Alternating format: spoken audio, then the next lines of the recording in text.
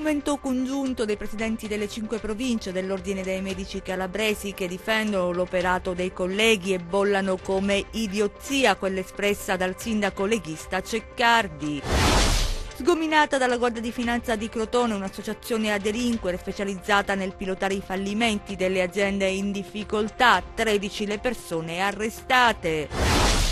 L'area industriale di Rende continua ad essere presa di mira dai ladri, sempre più aziende costrette ad attrezzarsi con fondi propri per proteggersi, l'ira degli imprenditori abbandonati dalla politica. 3 napoletani sono stati beccati dai carabinieri mentre rubavano nel centro di smistamento delle poste a Lamezia, erano intenti ad impossessarsi dei pacchi dono. A Castrovillari, uffici della procura sottodimensionati, l'appello del procuratore Eugenio Facciolla che bacchetta la politica, in campagna elettorale nessuno si occupa di questo problema. L'ex sindaco di Siderno chiede al Ministero degli Interni un risarcimento di 10 milioni di euro per aver causato al comune danni economici di rilievo. Sorgerà a Drapia la casa di San Pio, sarà una struttura adibita ad ospitare i bambini bisognosi di cura. L'opera sarà realizzata su un terreno di 180.000 metri quadri. Ben ritrovati dalla redazione del TG10 in primo piano proprio del nostro TG, la difesa dei medici calabresi dopo il duro attacco del sindaco leghista. In un documento congiunto i presidenti dell'ordine calabrese definiscono un'idiozia quanto affermato dall'amministratore toscano e sul caso è intervenuto anche il commissario Massimo Scura. Vediamo. Visti i dati della differenza di stipendi tra i medici calabresi e i medici dell'Emilia Romagna, ci saremmo tutti stupiti negativamente se gli stipendi dei medici calabresi fossero stati più alti di quelli dell'Emilia Romagna, meno male che non è così. Le parole di Susanna Ceccardi, sindaco leghista di Cascina, sono rimbalzate sui media e sui social, creando un vero e proprio caso in Calabria. I 5 presidenti provinciali dell'Ordine dei Medici, con un comunicato congiunto, hanno definito senza mezzi termini un'idiozia l'assioma dell'amministratore toscano secondo cui è giusto che i medici calabresi siano pagati di meno perché meno bravi. È qualcosa di incredibile quello che è stato detto. Bisognava secondo me intervenire per un punto soprattutto, perché è meglio dirle le cose e svalutare sempre di più la nostra realtà, che certamente ha dei grossissimi problemi e come dicevamo noi spesso siamo vittime di questa e non certamente attori principali e responsabili principali di questa situazione. Significa contribuire alle finanze della sanità così bella che dicono di avere nelle cosiddette regioni virtuose. Cioè noi spendiamo 300 e più milioni di euro all'anno di immigrazione sanitaria. Noi dobbiamo aumentare i nostri investimenti trattenendo e quindi avendo maggiore credibilità e prestigio. Per far questo certo non ci servono questi mezzi rozzi utilizzati. Quindi è un problema di questo tipo, bisogna interrompere sul nascere questi discorsi. Al fianco dei camici bianchi che in Calabria lavorano in condizioni molto più difficili che in Emilia-Romagna, anche il commissario Massimo Scura. Molti medici calabresi, ha affermato, fanno fino in fondo il loro dovere e vista la situazione in cui è precipitata la sanità calabrese tengono alto il nome della Calabria. Ancora per la sanità, ieri il ministro della salute Beatrice Lorenzin in Calabria ha confermato il commissariamento della sanità calabrese. Oggi l'esponente del governo Gentiloni, intervenendo al premio Stelle del Sud, ha ribadito che non ci sono i presupposti perché la Calabria esca dal commissariamento. Si può valutare, ha aggiunto, chi e come, però non ci sono i presupposti per uscirne. Ma ripercorriamo proprio la giornata calabrese del ministro Lorenzin. Visita lampo, quella del ministro alla salute Beatrice Lorenzin, che a Castrovillari ha visitato il reparto di cardiologia e ginecologia. Tante le criticità del nosocomio cittadino, a partire dal reparto di ortopedia che non esiste più, lo scippo della farmacia territoriale, la lunga attesa degli esami specialistici e diagnostici, la mancanza di posti di degenza, le sale operatorie che non funzionano, sono alcuni degli aspetti che riguardano il nosocomio di Castrovillari e che sul campo non lo rendono uno SPOC. shock. Innanzitutto c'è un nuovo reparto di ematologia, adesso il primario è a Roma per prendere un progetto che vale 4 milioni di euro, ci sono nomine di nuovi primari, quindi l'ospedale sta anche avendo una fase di rilancio e c'è soprattutto un'assegnazione più del doppio dei posti letto con l'assegnazione della riabilitazione, cioè questo significa che almeno nella piattaforma organizzativa questo è un hub oggettivamente serio con le funzioni necessarie. Dopodiché invece io ritengo che alcuni problemi che sono legati come le liste d'attesa a problemi prettamente organizzativi sono problemi che devono essere assolutamente risolti nell'ambito della programmazione regionale. Riguardo poi al recente confronto con il governatore della Calabria Mario Oliverio, che aveva chiesto l'autonomia delle scelte nel campo sanitario smarcandosi dal commissario, il ministro è categorico. L'autonomia non è in discussione minimamente, nel senso che la Regione Calabria non ha raggiunto i parametri necessari per uscire fuori dal commissariamento, come invece ha raggiunto in questi anni oggi il Lazio, ieri l'Abruzzo e l'altro ieri il Piemonte. Ci sono invece dei temi che riguardano i rapporti tra la struttura commissariale e la Presidenza che io ho preso seriamente in considerazione, perché il mio interesse come Ministro della Repubblica è quello che ci sia un lavoro armonioso tra le istituzioni e che ognuno faccia il suo. La cronaca adesso pilotavano i fallimenti di aziende in difficoltà, scoperta dalla Guardia di Finanza di Crotone, un'associazione a delinquere, 13 gli arresti, vediamo. Sono state avviate nel 2015 le indagini della Guardia di Finanza di Crotone coordinate dalla Procura Pitagorica che oggi hanno portato all'arresto di 13 persone accusate di aver pilotato il fallimento di aziende in difficoltà economiche, attività aggravate da debiti che riuscivano così a distrarre i beni e a salvaguardare il patrimonio. 2 anni di intercettazioni ambientali e telefoniche, pedinamenti e servizi di osservazione che hanno consentito agli inquirenti di scoprire il modus operandi dell'associazione a delinquere operante tra il Crotonese, il Piemonte, la Liguria e la Lombardia, ad insospettire gli inquirenti i numerosi fallimenti decretati dal Tribunale di Crotone che stranamente vedevano quali rappresentanti legali delle società coinvolte sempre le stesse persone, teste di legno manovrate da un reclutatore, Giuseppe Chiodo, uomo di fiducia del promotore dell'organizzazione Alberto Storari, residente a Novara, che in passato aveva avviato alcune attività commerciali in Calabria, a Cirò precisamente, e così imprenditori che in Nord Italia si trovavano in difficoltà economica accedevano ai servizi offerti da questa particolare agenzia. Nell'organizzazione figurano prestanomi, commercialisti, avvocati, imprenditori che avevano ruoli diversi ma comunque determinanti per la spoliazione delle società in difficoltà. Ecco alcune delle conversazioni captate dagli inquirenti, intercettazioni che dimostrano come gli indagati ponevano in essere operazioni commerciali, societarie e contabili per avvantaggiare i propri clienti. Nell'inchiesta sono indagati altri 14 imprenditori di varie località italiane che nel corso degli anni si sarebbero avvalsi delle prestazioni dell'organizzazione capeggiata da Storari. Nel corso del blitz sono state sequestrate società con sede tra il Piemonte, la Liguria e la Lombardia, 34 le società portate al fallimento in provincia di Crotone dal 2009 fino al dicembre del 2016 dall'organizzazione criminale. Ai componenti del gruppo e agli imprenditori Correi è stato contestato un profitto derivante dall'illecita attività per circa 1,5 milioni di euro. E torniamo ad occuparci della maxi operazione condotta da Polizia, Carabinieri e Guardia di Finanza a Taurianova. Siamo nel Reggino, che ha portato all'arresto di 48 persone. L'ex deputata Angela Napoli ai nostri microfoni ha detto tutti sapevano. Vediamo. Era considerato un sindaco anti-'ndrangheta, troppe intimidazioni aveva subito Domenico Romeo e questo gli aveva dato gli onori della cronaca in termini positivi. Invece ieri emerge dall'inchiesta Terramara Closed che Domenico Romeo, sindaco di Taurianova tra il 2007 e il 2009, il 2011 e il 2013, era una sorta di ponte tra gli affari illeciti dell''ndrangheta e le istituzioni e il comune che lui stesso aveva guidato avrebbe potuto significare per le cosche taurianovesi una fonte di arricchimento notevole. In effetti le occasioni non sono mancate. Romeo si sarebbe attivato per creare affari nel settore del fotovoltaico e avrebbe rivolto la sua attenzione alla regione, ma non solo.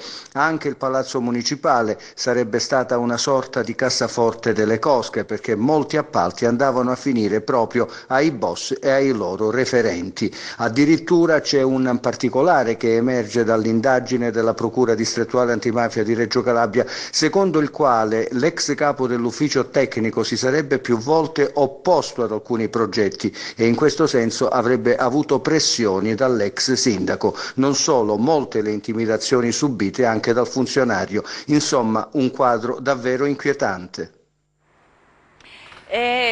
Probabilmente c'è qualche problema sul servizio, manca l'intervista di Angela Napoli, dovremmo recuperarla. Andiamo avanti e parliamo dell'area industriale di Rende che continua ad essere presa di mira dai ladri, sempre più aziende costrette a proteggersi, l'ira degli imprenditori che denunciano, abbandonati dalla politica.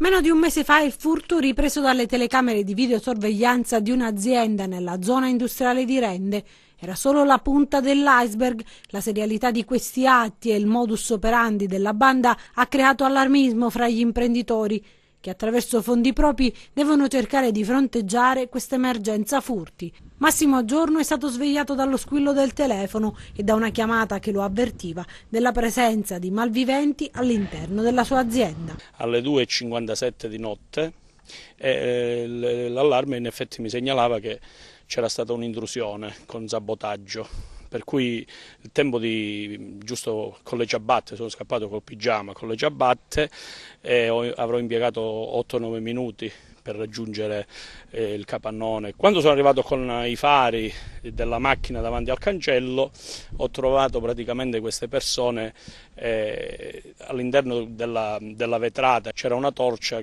si vedeva proprio che c'era della gente in movimento. Ovviamente poi loro sono stati avvisati anche da un'altra persona evidentemente che era sulla ferrovia, che ha buttato dei ciottoli, dei sassi alle finestre per allertare, ma loro avevano già visto i fari della macchina.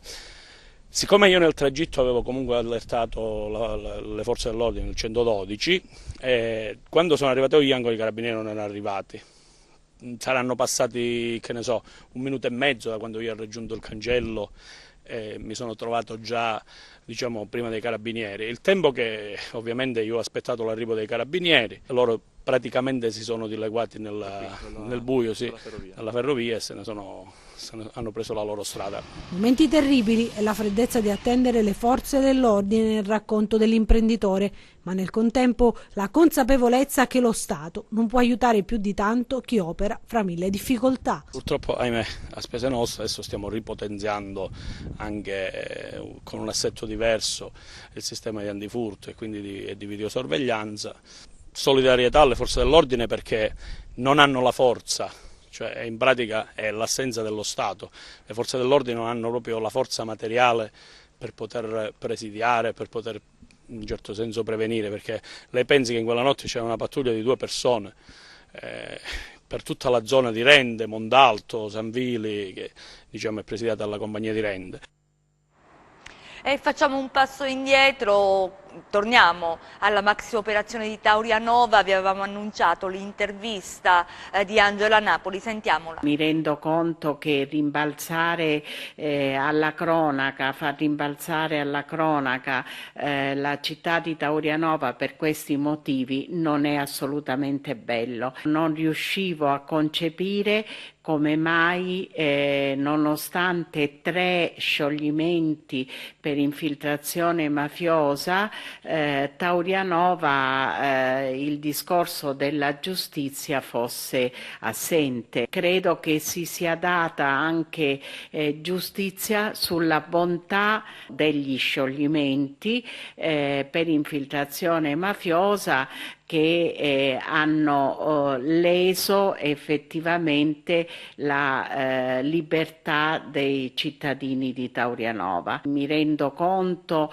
che determinate inchieste, peraltro così corpose come si sono palesate oggi, hanno bisogno di tempi, hanno bisogno di certezze, hanno bisogno di documentazioni reali per incidere giudiziariamente, e quindi il discorso non era semplicemente da farsi in tempi ristretti.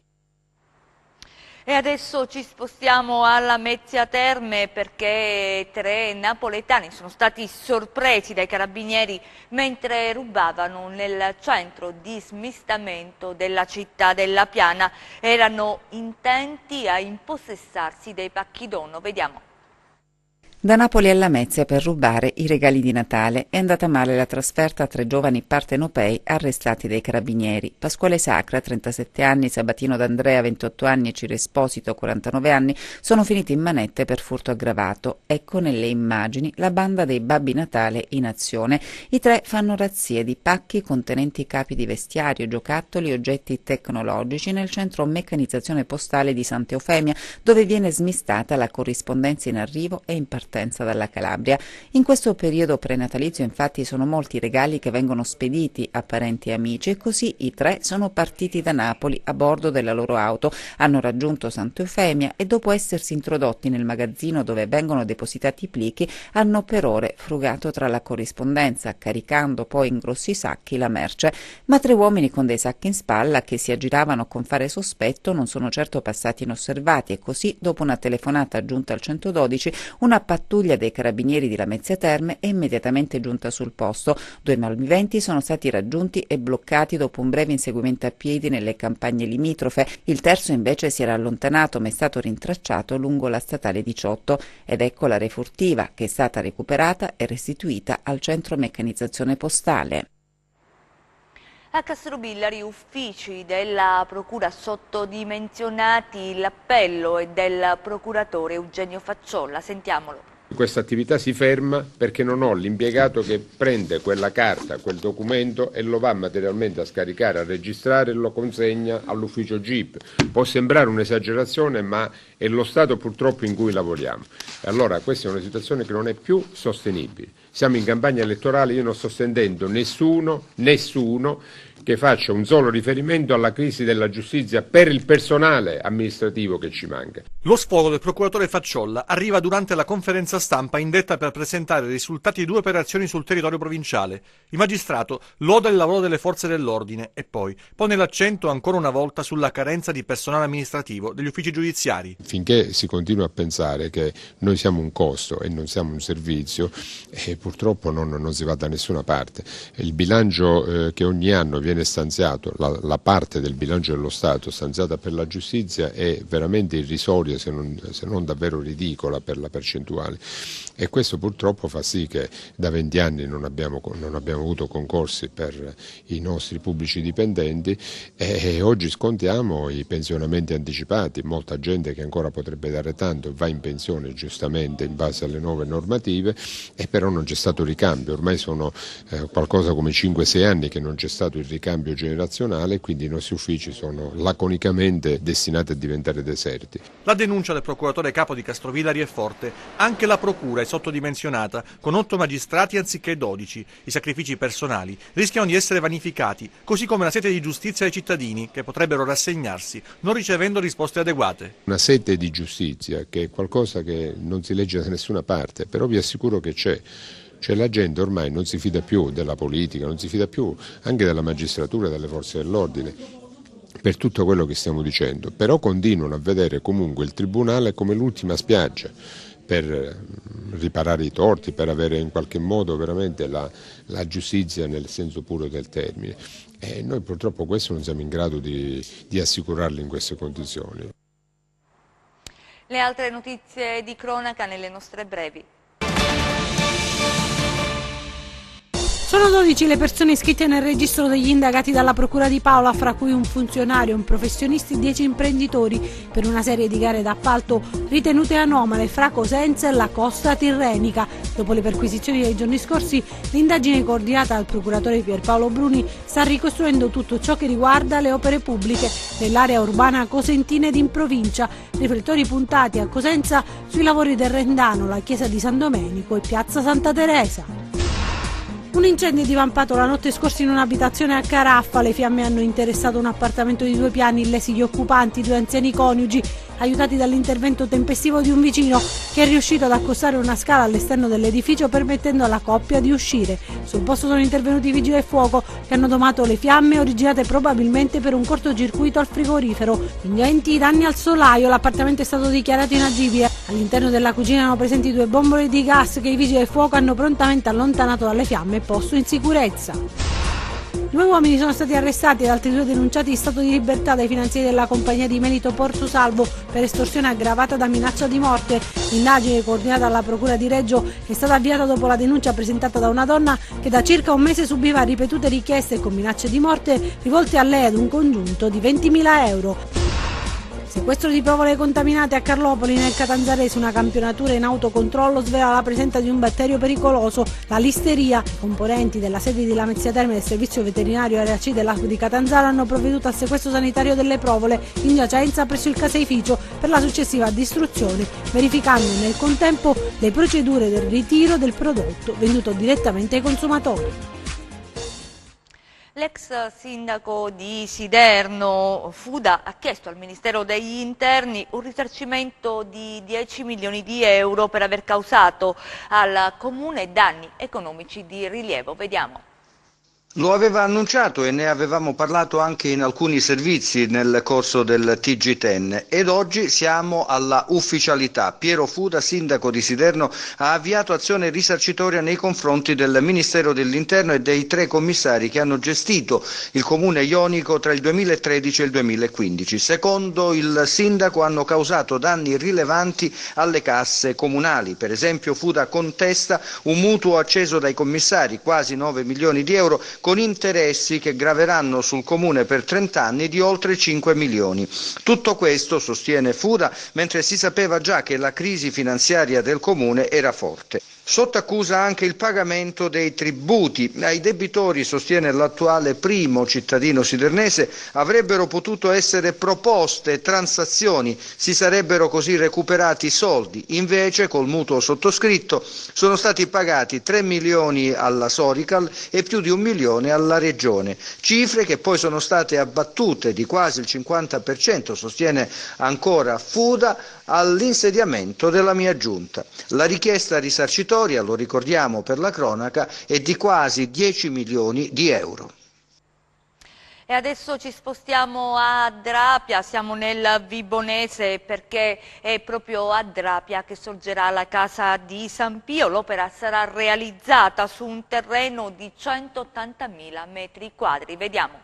Uno straordinario progetto, unico nel suo genere in Italia, sarà realizzato in Calabria, in provincia di Vibo Valentia, esattamente a Drapia, la collina che, con alle spalle il Monte Poro, si affaccia sulla incantevole baia di Tropea e sarà fatta per espressa volontà di Padre Pio. Si tratta della realizzazione di una cittadella polifunzionale dedicata alla cura dei bambini e dei bisognosi nel corpo e nello spirito, ecosostenibile e realizzata con criteri innovativi dal punto di vista architettonico, energetico e dell'inserimento ambientale. Un'iniziativa ecclesiale di utilità pubblica voluta da San Pio di Pietrelcina per curare i piccoli di tutto il meridione, ma che nelle intenzioni del santo dovrà anche essere attrezzata per accogliere bisognosi da tutto il mondo. A spiegare come e perché nascerà questo eccezionale progetto, l'associazione I Discepoli di Padre Pio, che ha portato a Vibo Valentia lo staff di tecnici, professionisti e sostenitori che a partire dal prossimo febbraio daranno avvio ai lavori. Come sia potuto accadere e perché, lo spiega Irene Gaeta, la donna alla quale Padre Pio è apparso dando le indicazioni precise quanto perentorie.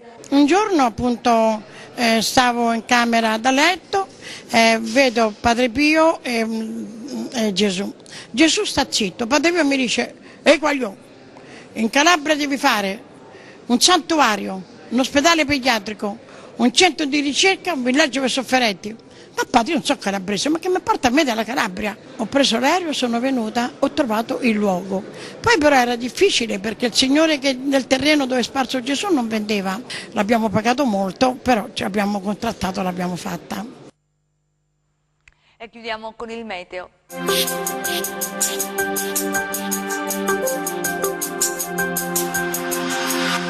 Ben ritrovati da meteoincalabria.it. Trascorsa la parentesi mite dei giorni scorsi, ci addentriamo ora verso una condizione di variabilità sulla nostra regione, con spazio a schiarite ma anche a nuove piogge moderate sui settori tirrenici con temperature in temporaneo calo verso valori tipici del periodo. Passiamo alle previsioni in dettaglio. Domani nuvolosità variabili sui versanti tirrenici ed interni, nel pomeriggio sera possibilità di deboli piogge sui litorali tirrenici del Cosentino e deboli nevicate sulle cime più alte dei monti dell'Orso Marso e del Pollino. Generalmente poco nuvoloso su Crotonese e settori ionici del Catanzarese e Reggino. Temperatura stazionaria con tendenza ad aumentare nuovamente in quota dalla serata. Passiamo ora al comportamento di mari e venti. Domani ventilazione occidentale ovunque, escluso il settore crotonese, dove avremo venti meridionali o deboli di direzione variabile. I mari risulteranno molto mosso il Tirreno, mosso lo Ionio, localmente poco mosso sotto costa il settore crotonese. Prima di salutarci vi ricordo il nostro sito web www.meteoincalabria.it e la nostra pagina Facebook Meteo in Calabria. Per oggi è tutto, grazie, arrivederci al prossimo appuntamento. Ci fermiamo qui, grazie per essere stati con noi, grazie a regia Michele Cava, in messa in onda Giuseppe Costanzo, noi vi auguriamo un buon proseguimento.